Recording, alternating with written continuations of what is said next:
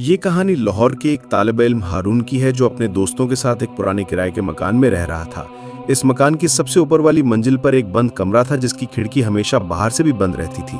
हारून और उसके दोस्तों ने कभी इस कमरे की तरफ ध्यान नहीं दिया, लेकिन एक रात अजीब वाकया पेश आया। रात के तकरीबन 2 बजे हारून की आंख खुली और उसने बाहर देखा तो उसे लगा कि ऊपर वाले कमरे की खिड़की में से कोई उनको देख रहा है।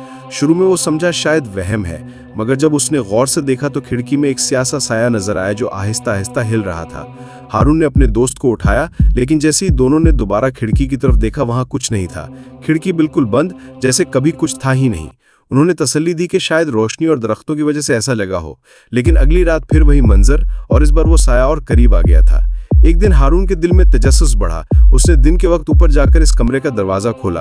अंदर गुप अंधेरा, टूटी पुरानी चीजें, दीवार पर पुराने हाथों के निशान, और इस खिड़की के नीचे एक पुराना लकड़ी का कुर्सी रखी हुई थी जिस पर मिट्टी की एक मोटी तह जमी हुई थी। जब हारून ने वो कुर्सी हिलाई तो अचानक ऐसा लगा जैसे किसी ने उसके कान के करीब सरगोशी की। यहाँ क्यों आए हो? हारून तेजी से नीचे भागा। उस दिन के बाद उसने दोबारा कभी ऊपर वाले कमरे का रुख नहीं किया। आज भी वो कहता है कि जब रात को उस घर के सामने से गुजरता है तो लगता है खिड़की में कोई अब भी उसे देख रहा है।